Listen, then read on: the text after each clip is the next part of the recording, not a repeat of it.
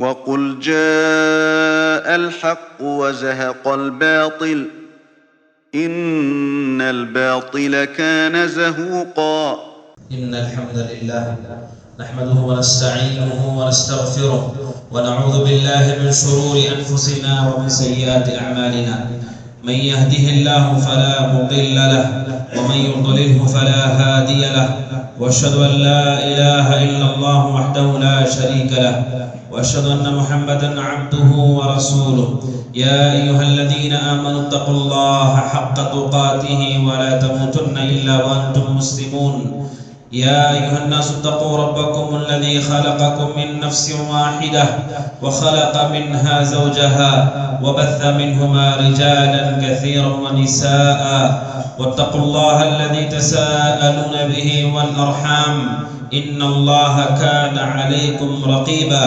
يا أيها الذين آمنوا اتقوا الله وقولوا قولا سديدا يصلح لكم أعمالكم ويغفر لكم ذنوبكم، ومن يطع الله ورسوله فقد فاز فوزا عظيما.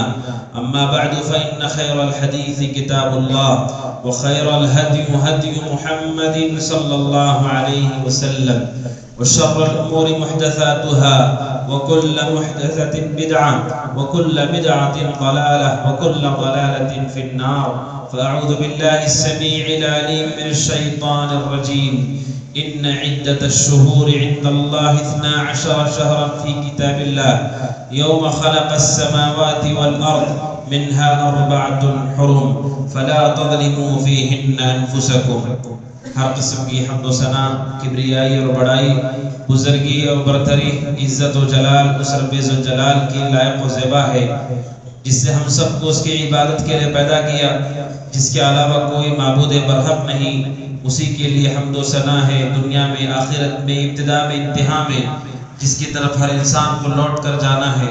درود و سلام نازل سارے انبیاء اور رسول پر، بالخصوص نبی اکرم جناب محمد رسول اللہ صلی اللہ علیہ وسلم پر، جن کو اللہ رب العزت نے ہماری ہدایت کے لیے مبعوث فرمایا. وصلوات اللہ وسلامہ وبرکاتہ علیہ. حاضرین جمعہ، جیسا کہ ہم سب جانتے ہیں کہ یہ جو مہینہ ہے محرم الحرام کا مہینہ ہے. محرم الحرام یہ وہ مہینہ ہے جس کو اشہر حرم میں سے کہا جاتا ہے. جو آیت کریمہ میں نے پڑھی، اس آیت میں اللہ تعالیٰ نے فرمایا ان عدت الشہور عند اللہ 12 شہرا، کہ اللہ تبارک و تعالیٰ کے پاس مہینوں کی تعداد 12 ہے. منہا 4 حرم، ان میں سے 4 مہینے حرمت والے ہیں، حرم ہیں. فلا تظلموا فیہن انفسکم، ان 4 مہینوں میں خاص طور پر اپنے آپ پر ظلم مت کرو. حضرت ابو بکر رضی اللہ عنہ کہتے ہیں، بخاری کی روایت ہے، نبی اکرم صلی اللہ علیہ وسلم نے اپنے آخری حج میں تمام لوگوں کے سامنے قربانی کے دن خطبہ دیا، اور آپ نے کہا ان الزمان قد استدار کہیئتہ یوم خلق اللہ السماوات والارض. آپ نے کہا زمانہ گردش کرتے کرتے اپنی اصل حالت پر لوٹ چکا ہے. جب اللہ نے زمین و آسمان کو پیدا کیا، آپ نے فرمایا السنۃ 12 شہرا، مہینے سال میں 12 مہینے ہیں، اور ان میں 4 مہینے محترم ہیں، 3 مسلسل ہیں، ذوالقعدہ، ذوالحجہ، محرم اور رجب جو جمادہ اور شعبان کے بیچ میں آتا ہے. آپ نے ان 4 مہینوں کا نام لے کر کہا یہ وہ 4 مہینے ہیں جو محترم ہیں. 4 مہینوں کے احترام کو اللہ رب العزت نے قرآن میں ذکر کیا، نبی اکرم صلی اللہ علیہ وسلم نے حدیث میں ذکر کیا.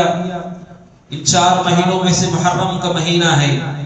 یہ 4 مہینوں کی کیا خصوصیت ہے؟ اللہ رب العزت جس زمان کو چاہے، جس وقت کو چاہے فضیلت دیتا ہے، جس جگہ کو چاہے وہ فضیلت دیتا ہے. عام مسجدوں میں مسجد حرام میں فرق ہے. مسجد حرام میں ایک نماز 1 لاکھ کے برابر ہے. عام مسجدوں میں مسجد نبوی میں فرق ہے، وہاں ایک نماز 1000 نمازوں کے برابر ہے. یہ جگہیں ہیں، اللہ تعالیٰ انہیں فضیلتیں عطا کرتا ہے. ایسے ہی زمان ہے، وقت ہے. اللہ تعالیٰ بعض اوقات کو بعض اوقات پر فرض کرتا ہے. رات تو روز ہوتی ہے، لیکن لیلۃ القدر جب وہ رات ہوتی ہے وہ انسان کے لیے کتنی افضل رات ہے. خیر من الف شہر، 1000 مہینوں سے بہتر وہ ایک رات ہوتی ہے. یہ وقت ہے جسے چاہتا ہے وہ فضیلت دیتا ہے. ایسے ہی سال کی 12 مہینوں میں 4 مہینے محترم ہیں، اشہر حرم ہیں، ان کا احترام ہے، ان کا تقدس ہے. انہی میں سے محرم ہے. اشہر حرم میں کیا کرنا چاہیے؟ اشہر حرم میں، محترم مہینوں میں اپنے اوپر ظلم کرنے سے بچنا چاہیے. اپنے اوپر ظلم کرنے کا کیا معنی ہے؟ کون ہے جو اپنے آپ پر ظلم کرتا ہے؟ شریعت کہتی ہے جو بھی انسان کی نافرمانی ہے وہ اس کا اپنے آپ پر ظلم ہے. ظلم کیا ہے؟ تکلیف دینا، پریشان کرنا، جو حقدار ہے اسے حق نہ دینا. جب کوئی بھی مسلمان کوئی نافرمانی کا کام کرتا ہے اس نے اپنے آپ پر ظلم کیا. کیوں؟ کیونکہ اس نافرمانی کی سزا اس کے جسم کو ہونے والی ہے. اس نے نافرمانی کر کر اپنے نفس کو مصیبت میں ڈھکیل دیا، اپنے جسم کو پریشانیوں میں ڈھکیل دیا. اس لیے ہر گناہ انسان کا نفس پر ظلم ہوتا ہے. ظلم صرف سامنے والے پر نہیں ہوتا ہے، ظلم اپنے نفس پر ہوتا ہے. اور یہ بہت بڑا ظلم ہے کہ کوئی آدمی اپنے آپ کو ہی پریشانی میں ڈال دے. قرآن کہتا ہے 4 مہینوں میں اپنے آپ پر ظلم مت کرو، نافرمانی کے کام مت کرو. یہ وہ 4 مہینے ہیں کہ مشرکین مکہ بھی ان مہینوں کا احترام کرتے تھے. ان مہینوں میں خاص طور پر جنگ و جدال سے دور رہتے. یہاں تک کہ بعض مشرکین ایسے بھی تھے کہ اگر ان کے سامنے ان کے والد کا قاتل بھی کھڑا ہو جائے تو وہ اس وجہ سے اسے چھوڑ دیتے تھے کہ محترم مہینہ چل رہا ہے. یہ مشرکین ہوتے ہوئے ان مہینوں کا احترام کرتے. اور ہم مسلمان، ہمارے لیے یہ تعلیمات ہے شریعت کی کہ ان محترم مہینوں میں ہم اپنے آپ پر ظلم نہ کریں. لیکن کتنے ہم میں سے ایسے ہیں جو ان مہینوں کے نام بھی جانتے ہیں، ان مہینوں کی شناخت رکھتے ہیں. اس لیے علماء کہتے ہیں اشہر حرم، 4 حرمت والے مہینے، ان کا احترام ایک ایسی عبادت ہے جو اس زمین پر کیا جانے والا سب سے کمزور عمل ہے. تھوڑے ہی اللہ کے وہ بندے ہیں جو ان 4 مہینوں کا احترام کرتے ہیں. تھوڑے ہی ایسے لوگ ہیں جنہیں مہینوں کے نام معلوم ہے ہم میں سے، اور وہ ان 4 مہینوں میں اپنے آپ پر گناہ کرنے سے، ظلم کرنے سے بچے ہوتے ہیں. لہٰذا اس عبادت کو، اس سنت کو زندہ کیجئے. ان 4 مہینوں کے آنا یہ 4 مہینے عام مہینوں کی طرح نہیں ہوتے ہیں. ہم رمضان آتے ہیں ہمارے اندر تبدیلی ہوتی. کیوں؟ کیونکہ رمضان کا تقدس آپ کو معلوم ہے، لیکن محرم کا احترام ہمیں نہیں معلوم، ذوالحجہ کا احترام ہمیں نہیں معلوم، ذوالقعدہ کا احترام ہمیں نہیں معلوم، رجب کا احترام ہمیں نہیں معلوم. اس وجہ سے ہم اس عبادت سے غافل ہیں. اور علماء کہتے ہیں جب لوگ کسی عبادت میں غفلت سے ہوتے ہیں ان جگہوں پر وہ عبادت کا انجام دینا اللہ کو انتہائی محبوب ہوتا ہے. جب کسی سماج میں کوئی عبادت کمزور پڑ جاتی ہے، کرنے والوں کی تعداد بہت کم ہوتی ہے، ایسی جگہ پر کوئی آدمی ان عبادتوں کو زندہ کرتا ہے اور ان کا اہتمام کرتا ہے، اس مومن کا درجہ اللہ کے پاس بہت اونچا ہوتا ہے. نبی اکرم صلی اللہ علیہ وسلم نے ایسے لوگوں کی فضیلت بیان کی ہے. لہذا ان 4 مہینوں کا احترام ہونا چاہیے.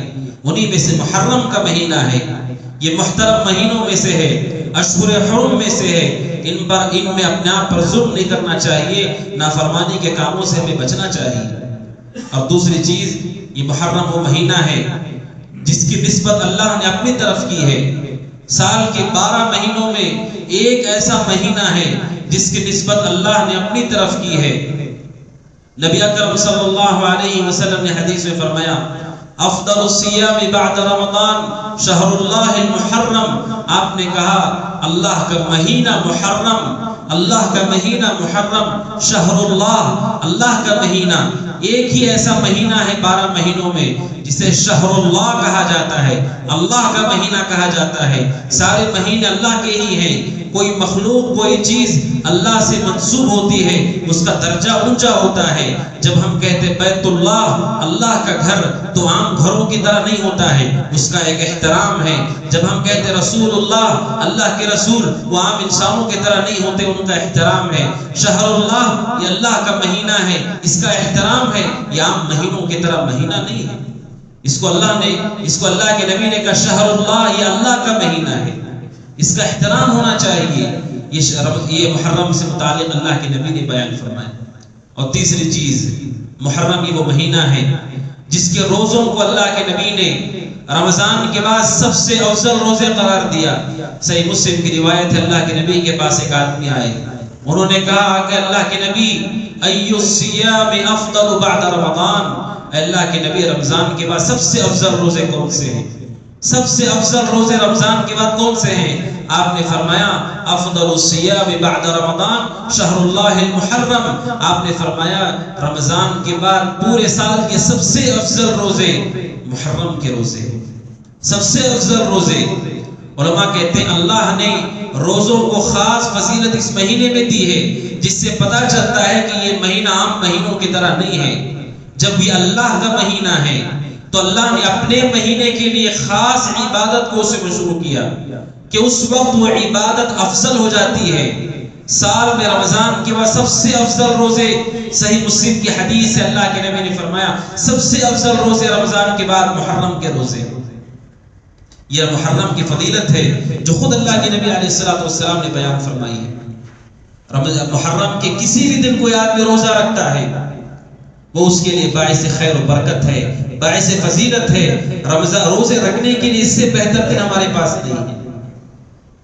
اور اللہ کے نبی صلی اللہ علیہ وسلم نے خاص طور پر 10 محرم کا روزہ, جب محرم کی 10 تاریخ ہو جاتی ہے, اس روزے کی بڑی اہمیت بیان کی ہے.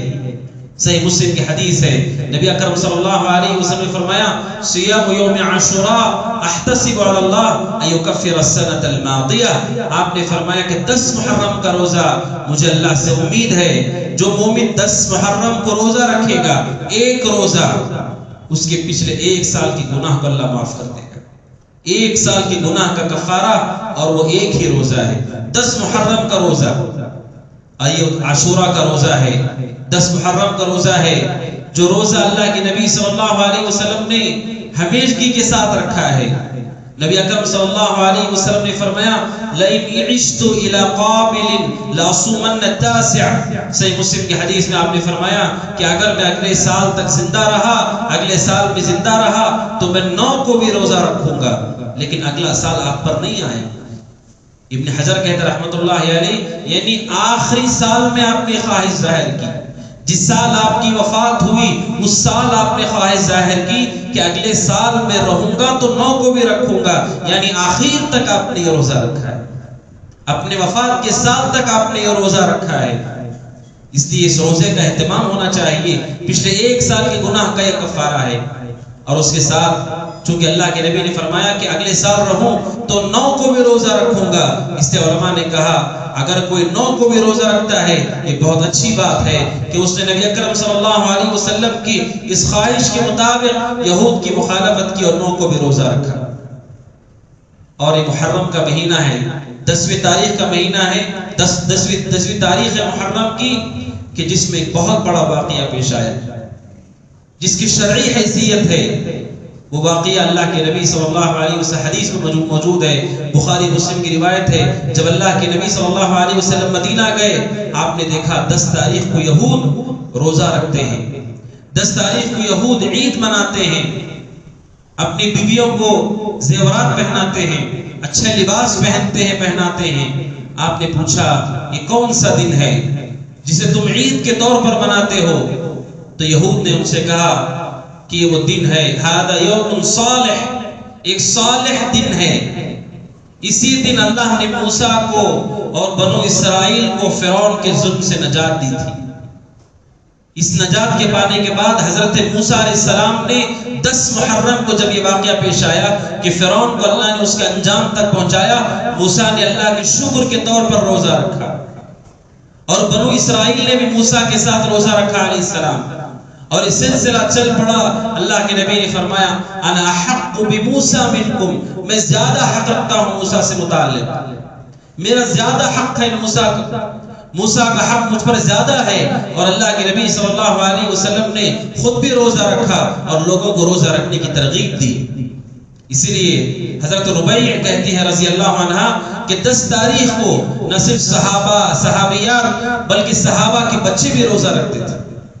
صحیح مسلم کی روایتیں کہتی ہیں کہ ہم عاشورہ کے دن 10 محرم کو اپنے بچوں کو بھی روزہ رکھواتی تھی، اور جب انہیں بھوک لگتی اور وہ رونے لگتے تو انہیں کچھ کھلونے دے دیتی تاکہ وہ کھیل کر اپنے آپ کو بہلا سکیں. یہ 10 محرم کا روزہ ہے جس کی بڑی فضیلت نبی اکرم صلی اللہ علیہ وسلم نے بیان فرمائی. بلکہ ایک روایت میں اللہ کے نبی نے فرمایا ابن حبان کی ذاک صوم سنۃ، آپ نے کہا کہ عاشورہ کا ایک روزہ سال بھر کا روزہ، سال بھر کا روزہ اسے اللہ کے نبی نے قرار دیا علیہ الصلوۃ والسلام. لہذا 10 محرم کا روزہ یہ محرم کی فضیلت کو بتاتا ہے. اور 10 محرم یہ وہ دن ہے جس دن اللہ رب العزت نے فرعون کو، جو کہ اس زمین کا سب سے بڑا جابر، ظالم اور کفر اور عناد میں اپنی انتہا کو پہنچے ہوا شخص تھا، جس نے کہا تھا انا ربکم الاعلی، میں تمہارا سب سے بڑا اونچا رب ہوں، اس کو اللہ رب العزت نے اس کے انجام تک پہنچایا. اللہ کے نبی صلی اللہ علیہ وسلم فرماتے ہیں ان اللہ لا یملی للظالم حتی اذا اخذہ لم یفلتہ. اللہ تعالیٰ کا یہ قانون ہے، اللہ تعالیٰ کا یہ طریقہ ہے. اللہ تعالیٰ ظالم کو ڈھیل دیتا ہے، ظالم کو ڈھیل دیتا ہے اور وہ ظلم میں انتہا کو پہنچنے لگتا ہے. اللہ تعالیٰ کے معاف کرنے سے وہ دھوکے میں پڑ جاتا ہے. اللہ تبارک و تعالیٰ کے حلم کو وہ یہ سمجھ بیٹھتا ہے کہ اللہ مجھے دیکھ نہیں رہا ہے، میری پکڑ نہیں کرے گا. جب وہ دھوکے میں آتا ہے اور سرکشی اور گناہوں میں آگے بڑھتا ہے، اللہ کے نبی فرماتے ہیں اللہ ایسے ہی کرتا ہے، ظلم کرنے والے ظالموں کو ڈھیل دیتا ہے. جب وہ سرکشی کی انتہاؤں کو پہنچنے لگتے ہیں اخذہ لم یفلتہ، پھر ایسی پکڑ کرتا ہے اپنے آپ کو چھڑا نہیں سکتے، اور وہ سارے لوگوں کے لیے عبرت کا نشان بنتے ہیں. اللہ تبارک و تعالیٰ نے ظلم کو، کفر کو کبھی پسند نہیں کیا ہے. ابن تیمیہ رحمۃ اللہ علیہ فرماتے ہیں بسا اوقات کفر پر رہنے والے کافر ان کی حکومتیں کئی سالوں تک چلتی ہیں، لیکن جب حکومت اور جب لوگ ظلم پر اترتے ہیں اللہ تبارک و تعالیٰ جلدی ہی انہیں عبرت تک پہنچاتا ہے. اللہ تعالیٰ کو ظلم پسند نہیں اور ظالموں کو اللہ تعالیٰ انجام تک پہنچاتا ہے. 10 محرم کا یہ دن ہمیں یاد دلاتا ہے وہ لوگ جو ظلم کرتے ہیں، وہ لوگ جو ناحق کسی کو پریشان کرتے ہیں، اذیت دیتے ہیں، انہیں یاد رکھنا چاہیے وہ رب جس نے فرعون کو انجام تک پہنچایا وہ ہمیں بھی انجام تک پہنچانے پر قادر ہے. اور جب وہ پکڑے گا پھر ہمیں سنبھلنے کی مہلت نہیں ملے گی. اسی لیے ہمیں اللہ سے ڈرنا چاہیے، اس کے معاف کرنے کو، اس کے حلم کو، اس کی بردباری کو.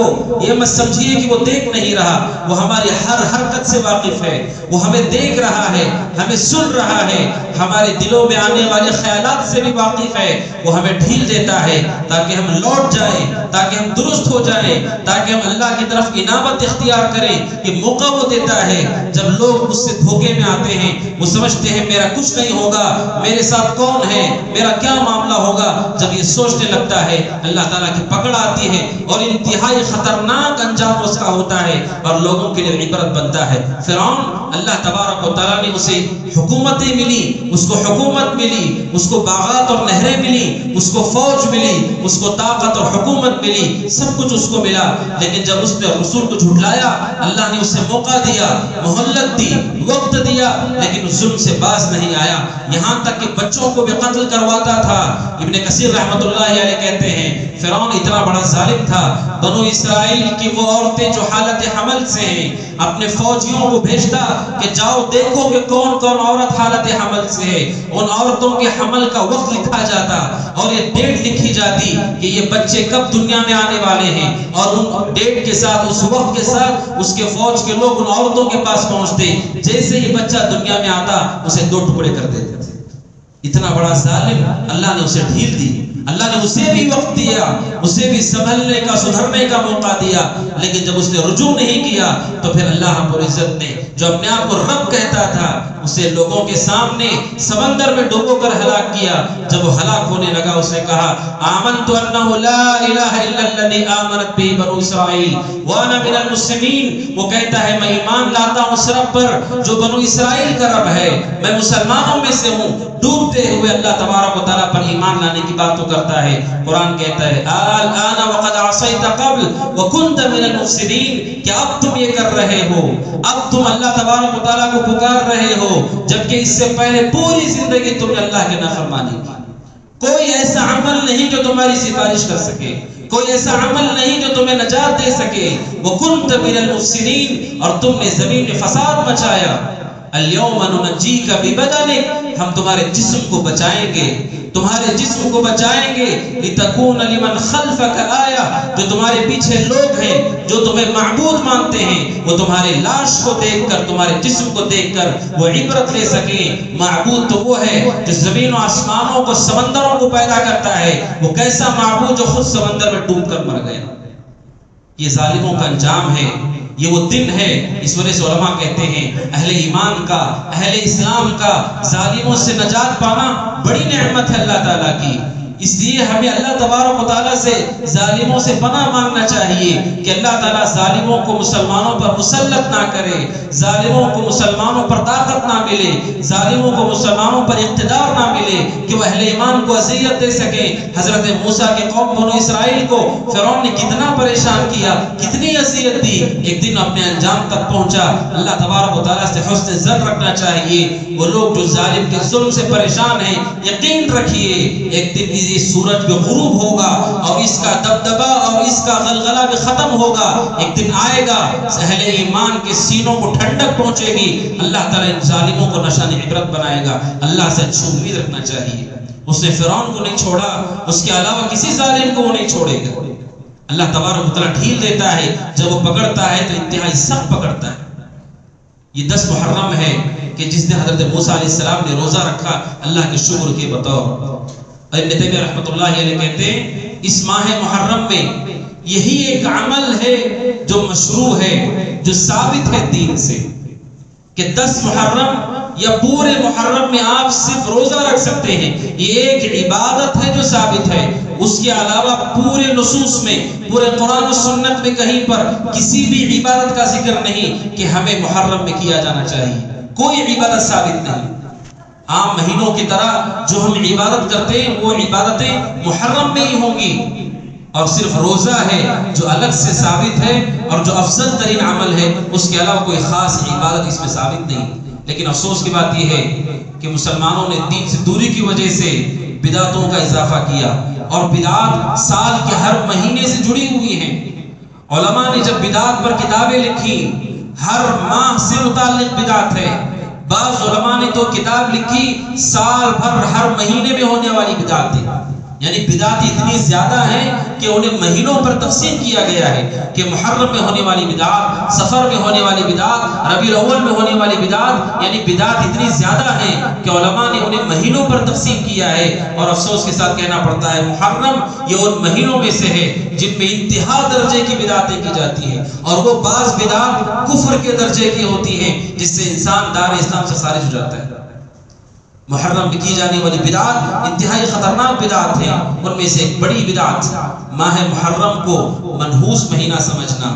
منحوس مہینہ کہ اس میں ہمارا کوئی کام ٹھیک سے نہیں ہوگا، نکاح نہیں ہوگا، تجارت نہیں ہوگی، منگنی نہیں ہوگی، یہ تصور کہ یہ مہینہ منحوس ہے، یہ بدعت ہے۔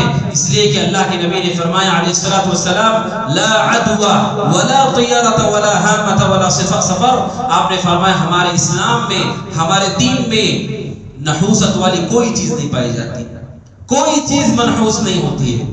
انسانوں کے نافرمانیوں کو چھوڑ دیا جائے کوئی چیز منحوس نہیں ہوتی، نہ کوئی وقت، نہ کوئی زمانہ، نہ کوئی جگہ، نہ کوئی انسان۔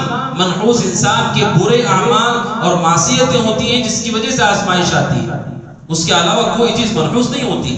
آپ نے فرمایا لا طیرہ، اسلام میں کوئی چیز منحوس نہیں۔ ایک کلمے کے اندر اللہ کے نبی نے پوری بدعت کی عمارت کو گھیرا دیا کہ سال بھر جتنی چیزوں کا آپ منحوس سمجھتے ہیں، آپ نے کہا لا طیرہ، کوئی چیز اسلام میں منحوس نہیں۔ جیسا آپ نے فرمایا لا صلاۃ لمن لم یقرأ بفاتحۃ الکتاب، آپ نے کہا اس کی نماز نہیں جس نے فاتحہ نہیں پڑھا۔ کوئی بھی نماز، کسی وقت کی بھی نماز، اگر وہ نماز ہے پھر فاتحہ ضروری۔ ایسے آپ نے کہا لا طیرہ، کوئی چیز اسلام میں منحوس نہیں۔ کوئی انسان، کوئی جگہ، کوئی گھر، کوئی پراپرٹی، کوئی عورت، کوئی بچہ، کوئی چیز اسلام میں منحوس نہیں۔ اگر آپ کہتے محرم منحوس ہے، آپ نے اللہ کے دین میں اضافہ کیا اور رسول کی بات کا جواب دینے کی کوشش کی، اور یہ بے ادبی ہے اور یہ اللہ کے نبی صلی اللہ علیہ وسلم کی سنت کی مخالفت ہے۔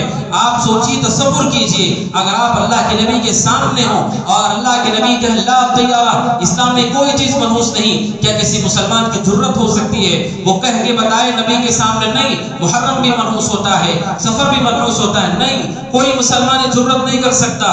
تو اللہ کے نبی کی دنیا سے جانے کے بعد یہ جرت ہمارے اندر کہاں سے آئی؟ جب آپ نے کہا لا طیرہ، اسلام میں کوئی چیز منحوس نہیں، پھر ہم کیسے تصور کرتے ہیں کہ نحوست آتی؟ یہ اللہ کے نبی صلی اللہ علیہ وسلم کی تعلیمات کی خلاف ورزی ہے۔ اسلام میں کوئی چیز ایسی نہیں جسے ہم کہیں منحوس ہے۔ محرم کا مہینہ مبارک مہینہ ہے، عام مہینوں کی طرح مہینہ ہے۔ اہل ایمان وہ جہاں پر بھی رہے وہ مبارک ہیں۔ موسیٰ علیہ السلام فرعون کے گھر میں رہے، اللہ نے وہاں ان کی پرورش کی، وہ گھر ان کے لیے منحوس نہیں تھا۔ اللہ تبارک و تعالیٰ ظالموں کو آندھیاں دے کر ہلاک کرتا ہے، ظالموں کے لیے پریشانی کے وہ دن ہیں، اہل ایمان کے لیے راحت کے دن ہیں۔ کوئی دن، کوئی وقت، کوئی جگہ انسان کے لیے منحوس نہیں ہوتی ہے۔ لہذا محرم کے بارے میں تصور یہ باطل ہے کہ محرم میں شادی، محرم میں نکاح، محرم میں منگنی اور تجارت نقصان کا ذریعہ بنتے ہیں، یہ شرک ہے۔ اللہ کے نبی صلی اللہ علیہ وسلم نے اسے شرک قرار دیا۔ کیوں یہ شرک ہے؟ اس لیے شرک ہے، ہمارے عقیدہ ہے نفع نقصان اللہ کے پاس ہے، نفع نقصان کا اختیار اللہ کے پاس ہے۔ اگر آپ مانتے ہیں محرم میں نقصان ہے، آپ مانتے ہیں فلاں جگہ میں نقصان ہے، آپ نے اس جگہ کو، آپ نے اس وقت اور زمانے کو اللہ تبارک و تعالیٰ کے ساتھ شریک کر دیا کہ نقصان دینے والا اللہ بھی ہے اور محرم میں نقصان دیتا ہے اللہ کے ساتھ شرک ہے۔ یہ جائز نہیں ہے، یہ تصور کرنا باطل ہے کہ محرم منحوس مہینہ ہے۔ اور کیوں ایسا لوگ کہتے ہیں؟ کیوں محرم کو منحوس کہتے ہیں جبکہ یہ محرم اللہ کا محترم مہینہ؟ اس کی کیا وجہ ہے؟ اس کی وجہ یہ ہے کہ 10 محرم کو ایک اور واقعہ پیش آیا، وہ حضرت حسین رضی اللہ عنہ کی شہادت ہے۔ سن 61 ہجری میں، 60 پر 1 ہجری میں حضرت حسین رضی اللہ عنہ کو کربلا میں شہید کر دیا گیا، ان کی شہادت ہو گئی۔ اب لوگ کہتے ہیں کہ حضرت حسین کو جو رسول کے نواسے ہیں، آل بیت میں سے ہیں رضی اللہ عنہ، ان کو ظلماً شہید کر دیا گیا، یہی وہ منحوس گھڑی تھی جس نے انہیں قتل کر دیا گیا، اس وجہ سے یہ منحوس ہو گیا۔ تو آپ بتائیے کہ صرف حضرت حسین نہیں، حضرت حسین سے افضل ان کے والد حضرت علی رمضان میں شہید ہوئے ہیں، کیا رمضان منحوس مہینہ ہے؟ حضرت علی سے افضل حضرت عثمان ذوالحجہ میں شہید ہوئے ہیں، حج کے مہینے میں شہید ہوئے ہیں، کیا ذوالحجہ منحوس مہینہ ہے؟ اس سے افضل اللہ کے نبی صلی اللہ علیہ وسلم ربیع الاول میں وفات پائے ہیں، کیا ربیع الاول منحوس مہینہ ہے؟ اب تصور کیجئے، اگر آپ کہتے ہیں کسی کی وفات سے وہ گھڑی منحوس ہو جاتی ہے، تو ہر ماہ میں، سال کے مختلف مہینوں میں بڑے بڑے علماء کی، صحابہ کی، صحابیات کی، تابعین کی وفات ہوئی ہے، تو اس سے تو پورا سال منحوس ہو جائے گا۔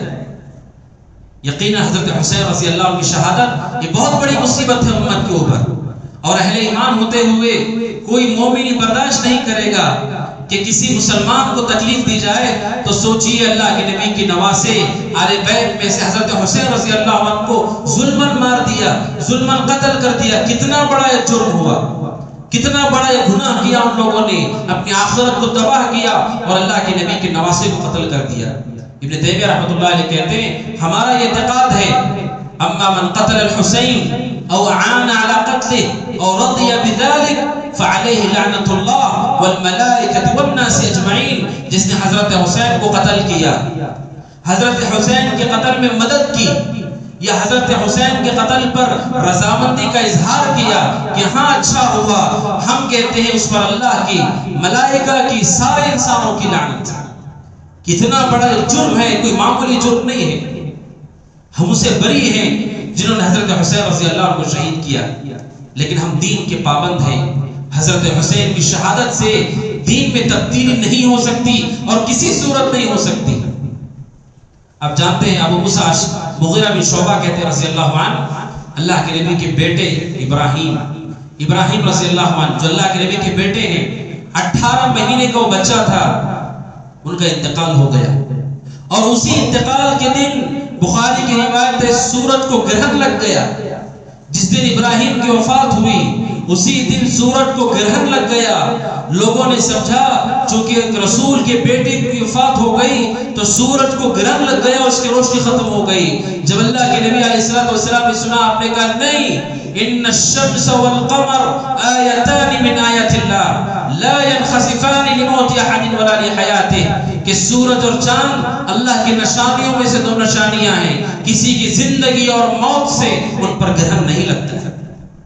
اور آگے آپ نے فرمایا اذا رأیتم فافزعوا الى الصلاة وادعوا اللہ، آپ نے کہا جب گرہن لگ جائے تو نماز کو جاؤ اور دعاؤں کا اہتمام کرو۔ جس دن آپ کے بیٹے کی وفات ہوئی، جب لوگوں نے اس وفات کو بنیاد بنا کر یہ عقیدہ رکھا کہ سورج اور چاند کو گرہن بیٹے کی وفات پر لگ گیا، آپ نے اس عقیدے کی تردید کی، نہ صرف ایک تردید کی، آپ نے لوگوں کو عمل صالح کی دعوت دی کہ ایسی مصیبت کے وقت نماز پڑھنا چاہیے اور اللہ سے دعا کرنا چاہیے۔ جب ابراہیم رضی اللہ عنہ کی وفات سے اللہ کے دین میں تبدیلی نہیں ہو سکتی تو کسی کی وفات سے اللہ کے دین میں تبدیلی نہیں ہو سکتی۔ اگر آپ کے بیٹے کی وفات سے دین میں تبدیلی ہوتی تو آپ کہتے ہیں کہ میرا بیٹا ابراہیم وفات پایا ہے، اس کی وفات پر ایسا اور ایسا عمل ہونا چاہیے۔ آپ نے اس کے آگے بڑھ کر تردید کی، آپ نے کہا سورج اور چاند کو کسی کی زندگی اور موت سے گرہن نہیں لگتا ہے، وہ اللہ کی نشانیاں ہیں۔ جب یہ چیز تم دیکھو نماز کا اہتمام کرو، اور آپ نے سورج گرہن کی نماز پڑھائی، یہ اللہ کے نبی صلی اللہ علیہ وسلم کا اسوہ ہے۔ حضرت حسین کی شہادت ہوئی، افسوسناک واقعہ ہوا، اس واقعے کو بنیاد بنا کر ہم دین میں کیسے تبدیلی کر سکتے ہیں؟ کہ آپ اس دن کو منحوس سمجھیں، جس دن روزہ رکھنا چاہیے اس دن آپ لوگوں کو پانی پلائیں، لوگوں کو شربت پلائیں، جبکہ اس دن کا احترام میں روزہ ہونا چاہیے۔ آپ یہ عمل کریں، کسی کی وفات سے ہم دین میں کیسے تبدیلی لا سکتے ہیں؟ حضرت حسین رضی اللہ عنہ کی وفات کے حوالے سے لوگوں کا یہ اعتقاد ہے۔ اور دوسری بدعت جو ان دنوں میں ہوتی ہے وہ بڑی بدعت ہے نوحہ خوانی، نوحہ اور ماتم کرنا۔ نوحہ اور ماتم کیا ہے؟ نوحہ اور ماتم کی کم از کم شکل یہ ہوتی ہے کہ چیخ چیخ کر رویا جائے، زور زور سے رویا جائے، یہ بھی نوحہ اور ماتم ہے۔ اسلام میں اس کی اجازت نہیں ہے۔ اس سے آگے بڑھ کر اگر کوئی اپنے اوپر زنجیر مارتا ہے، اپنے اوپر تلوار مارتا ہے، کہ شریعت میں اس کی کوئی دلیل ہے، اس کا کوئی ثبوت ہے؟ حضرت عبداللہ بن مسعود کہتے ہیں نبی صلی اللہ علیہ وسلم نے فرمایا لیس منا من ضرب الخدود وشق الجیوب ودعا بدعوى الجاہلیہ، آپ نے کہا وہ ہم میں سے نہیں جو اپنے گریبانوں کو پھاڑتا ہے، جو اپنے چہرے پر تھپڑ مارتا ہے، وہ ہم میں سے نہیں جو جاہلیت کی پکار لگاتا ہے۔ جب کسی کی موت پر اپنے چہرے پر تھپڑ مارنے سے آپ نے کہا وہ ہم میں سے نہیں، تو اس سے آگے بڑھ کر اپنے جسم کو زخمی کرنا اور اس کے لیے لمبے نعرے لگوانا۔ اب سوچیے اللہ کے نبی نے فرمایا جو اپنے گریبان کو پھاڑ دے، اپنے چہرے پر تھپڑ لگائے کسی کی موت پر، وہ ہم میں سے نہیں، تو اس سے آگے بڑھ کر یہ سارے اعمال کرنے والے کیا ان کا دین سے کوئی تعلق ہو سکتا ہے؟ آپ دیکھیے صحابہ اکرام کتنے محتاط تھے، اسلام میں نوحہ کوئی چیز نہیں۔ آپ کا نوحہ اور ماتم اللہ کی تقدیر پر اعتراض ہے، اللہ تبارک و تعالیٰ کے فیصلے پر انگوش نمائی ہے کہ آپ اللہ کی تقدیر سے راضی نہیں، آپ اسے سوال کر رہے ہیں کہ ایسا کیوں کیا گیا؟ اللہ تعالیٰ کون ہے؟ فعال لما یرید، وہ جو چاہتا ہے وہ کرتا ہے، جسے جتنی عمر دینی ہے وہ طے کر چکا ہے اور اس میں وہ موت ہوگی اور کوئی اسے ٹال نہیں سکتا۔ ہم میں سے کوئی ایسا نہیں جو اپنی موت کے وقت کو ٹال سکے۔ اللہ چاہے تو بڑھاپے میں موت دیتا ہے، چاہے جوانی میں موت دیتا ہے، چاہے بچپنے میں موت دیتا ہے، اگر وہ چاہے تو ماں کے پیٹ میں اس بچے کو موت دے دیتا ہے، وہ جب چاہے موت دیتا ہے۔ یہ نوحہ، یہ اعتراض ہے، ایسا کیوں ہو گیا؟ اسلام میں جائز نہیں ہے۔ ابو بردہ رضی اللہ عنہ کہتے ہیں کہ ان کے والد ابو موسیٰ اشعری رضی اللہ عنہ، بخاری کی روایت ہے، شدید بیمار ہو گئے، بہت سخت بیمار ہو گئے۔ والد بیمار ہو گئے، کہتے ہیں کہ میرے والد کا سر میری والدہ کی گود میں تھا۔ اچانک ابو موسیٰ اشعری رضی اللہ عنہ تھکان کی وجہ سے، بیماری کی سختی کی وجہ سے بے ہوش ہو گئے۔ جیسے ہی وہ بے ہوش ہونے لگے ان کی بیوی نے زور سے چیخ ماری. انہیں لگا کہ اتنا بڑا واقعہ پیش آ رہا ہے، میرے شوہر کی ایسی حالت ہے، زور سے چیخ ماری. حضرت ابو موسیٰ اشعری بے ہوش ہو گئے. جب ہوش میں آئے تو حضرت ابو موسیٰ اشعری رضی اللہ عنہ نے کہا کہ میں تمہارے اس عمل سے بری ہوں، تمہارے اس عمل سے میرا کوئی تعلق نہیں. ایک صحابی جو شدید بیماری سے گزر رہے ہیں، ان کا احترام ہے سنت کا کہ اس بیماری کی حالت میں گوارا نہیں کر رہے ہیں کہ سنت کی مخالفت ہو. وہ اپنی بیوی سے کہتے ہیں تمہارے اس عمل سے میرا کوئی تعلق نہیں. اور آگے کہتے ہیں جن لوگوں سے اللہ کے نبی نے اپنا تعلق کاٹ لیا میرا بھی ان سے کوئی تعلق نہیں. اللہ کے نبی کو میں نے کہتے ہوئے سنا انا بریء من الصالقہ والحالقہ والشاقہ. آپ نے کہا میرا اس سے کوئی تعلق نہیں. اس عورت سے جو چیخ کر روتی ہے، اس عورت سے جو اپنے گریبان کو چاک کرتی ہے، آپ نے فرمایا میرا اس سے کوئی تعلق نہیں. ابو موسیٰ کہتے ہیں میرا بھی تم سے کوئی تعلق نہیں. اگر تم نے یہ عمل کیا ہے تو میرا تم سے کوئی تعلق نہیں. میں اس سے برات کا اعلان کرتا ہوں. آپ سوچئے آپ نے کہا الصالقہ جو چیختی ہے، اس سے بھی اللہ کے نبی نے اپنے آپ کو بری کہا. یہ جاہلیت کے امور ہیں کہ کسی کے مرنے پر سیاہ لباس پہن کر اس پر کئی دنوں تک قصیدے پڑھے جائیں، اشعار پڑھے جائیں اور لوگوں کے دلوں میں غم کو تازہ کیا جائے. جس دلوں میں غم تازہ ہوگا وہ اللہ کی تقدیر پر اعتراض کریں گے کہ کیوں ایسے ہو گیا. علماء اس سے منع کرتے ہیں. مرنے والی کی آپ تعریف کرتے چلے جائیں، اسی گھر میں بیٹھ کر جس میں جنازہ رکھا ہوا ہے اس کی تعریف سن کر گھر والوں کے دل میں اور غم بڑھے گا کہ کتنا اچھا آدمی دنیا سے رخصت ہو گیا. شریعت یہ چاہتی ہے کہ مرنے والا جو وفات پا چکا ہے اس کے لیے دعا کی جائے، اس کی مغفرت کی دعا کی جائے، اس کے آخرت کے مرحلے آسان ہو یہ دعا کی جائے. اس کو جانا تھا وہ جا چکا اور ہر ایک کو اپنے وقت پر رخصت ہونا ہے. اس میں کوئی تبدیلی نہیں ہو سکتی. شریعت کہتی ہے آدمی کو ان چیزوں میں نہیں جانا چاہیے جس کا اس سے کوئی تعلق نہیں ہے. وہ اللہ کے کام ہے. بارش نازل کرتا ہے، وہ روزی دیتا ہے، زندگی اور موت دیتا ہے، وہ اس کے کام ہے. اس میں دخل اندازی کی ہمیں اجازت نہیں ہے. ہمیں عمل صالح کا حکم ہے. ہم ان کے لیے دعا کر سکتے ہیں، مغفرت کی دعا کر سکتے ہیں. جاہلیت کی پکارنا یہ اسلام میں جائز نہیں ہے. نوحہ خوانی اسلام میں جائز نہیں ہے. اور تیسری بدعت جو اس مہینے میں ہوتی ہے خاص طور پر وہ ہے صحابہ اکرام رضوان اللہ تعالیٰ علیہ وسلم کو شتم، گالی گلوچ کرنا. اور اس کے پیچھے بہت سارے اسباب ہیں. اور بالخصوص حضرت معاویہ رضی اللہ عنہ ان کے خلاف بد کلمات استعمال کرنا، برے کلمات استعمال کرنا صحابی سے متعلق یا دیگر صحابہ سے متعلق. یاد رکھیے صحابہ اکرام سے متعلق ہمارا یہ موقف ہے کہ صحابہ کا جب بھی ذکر ہو اچھے ڈھنگ سے ذکر ہونا چاہیے. کیوں؟ کیونکہ قرآن مجید نے ان کا ذکر اچھے طریقے سے کیا ہے، کیونکہ سنت نے ان کا ذکر اچھے طریقے سے کیا ہے. بلکہ اللہ کے نبی صلی اللہ علیہ وسلم نے یہاں تک کہا اذا ذکر اصحابی فامسکوا. آپ نے کہا کہیں پر صحابہ کا برا ذکر ہو امسکوا، اپنی زبانوں کو بند رکھو، اپنی زبانوں کو بند رکھو. ہماری حیثیت نہیں ہے کہ ہم صحابہ اکرام کے اوپر زبان درازی کر سکیں. اگر ان سے غلطی ہوئی بھی ہے کسی مسئلے میں، ہماری یہ حیثیت نہیں کہ ہم اس پر گفتگو کر سکیں. ہمارا یہ مقام نہیں کہ ہم اس پر گفتگو کر سکیں. علماء کہتے ہیں گھر میں ماں باپ کی لڑائی ہو جائے، ماں باپ کے درمیان بحث و تکرار ہو جائے، کہ کوئی ایسی اولاد ہے جو ماں باپ کے بیچ میں قاضی بن کر بیٹھے گی؟ کیا مجھے بتائیے تمہارا کیا معاملہ ہے، تمہارا کیا معاملہ ہے؟ ادب کا تقاضا یہ ہے کہ آدمی ان کے معاملات میں قاضی اور جج بن کر نہیں جاتا ہے، اس کی وہ حیثیت نہیں ہے. ہم صحابہ پر کیسے گفتگو کریں؟ اگر آپ مان بھی لیتے ہیں کوئی غلطی ہوئی، ہماری حیثیت نہیں. اور خود اللہ کے نبی نے اس کو واضح کیا. آپ نے کہا لا تسبوا اصحابی، میرے صحابہ کو برا مت کرو، برا مت کہو. کیوں؟ لو ان احدکم انفق مثل احد ذهبا ما بلغ مد احدهم ولا نصيفا. آپ نے فرمایا میرے صحابہ کو برا مت کہو. کیوں؟ تم میں سے کوئی آدمی احد پہاڑ کے برابر سونا خرچ کرے، میرے صحابہ کے ایک مد کو نہیں پہنچ سکتے. ایک مد کیا ہے؟ علماء کہتے ہیں اپنی 2 ہتھیلیوں میں آپ بھر کر اناج اٹھا لیجئے. آپ کی 2 ہتھیلیوں میں جتنا اناج آتا ہے اسے ایک مد کہا جاتا ہے. صحابہ نے 2 ہتھیلیوں میں بھر کر جو دیا ہے، گیہوں دی ہے، اناج دیا ہے. وہ 2 مٹھیوں کا جو احد پہاڑ سے بہتر ہے اللہ کے پاس. اب کیسے ان پر گفتگو کریں گے؟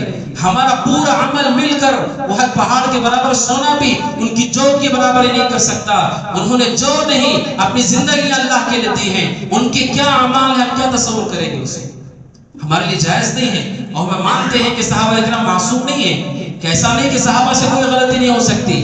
ہم یہ کہتے ہیں صحابہ اکرام رضوان اللہ تعالیٰ علیہ مجمعین زمین کے سب سے افضل لوگ ہیں اور ان سے غلطی ہو سکتی ہے. انسان ہونے کے حیثیت سے ان سے غلطی ہو سکتی ہے، لیکن ہماری ذمہ داری یہ ہے ہم ان کا ذکر خیر کریں، کیونکہ اللہ کو بھی معلوم ہے جب اس نے ان کے بارے میں فضیلت بیان کی، اللہ کو معلوم ہے کہ ان سے غلطی بھی ہو سکتی ہے. معلوم اللہ کے پاس علم ہے، اس کے باوجود اس نے ان کی فضیلت بیان کی. علماء کہتے ہیں ہمیں بھی ان کی غلطی معلوم ہونے کے باوجود ان کی فضیلت بیان کرنا ہے. کیوں ایسا ہے؟ آپ دیکھیے کوئی عام آدمی 70 سال 80 سال گناہ کرے، 70 سال 80 سال گناہ کرے اور وہ وفات سے پہلے توبہ کر لے، اس کے 70 80 سال کے گناہ کیا ہوں گے؟ سارے گناہ معاف ہو جائیں گے. تو صحابہ اکرام سے بڑھ کر توبہ کرنے والا کون ہے؟ آپ صحابہ پہ گالیاں دے رہے ہو. حضرت معاویہ رضی اللہ عنہ نے ایسا نہیں کرنا چاہیے تھا، انہوں نے ایسا کیا، حضرت علی نے ایسا کیا، حضرت عثمان نے ویسا کیا.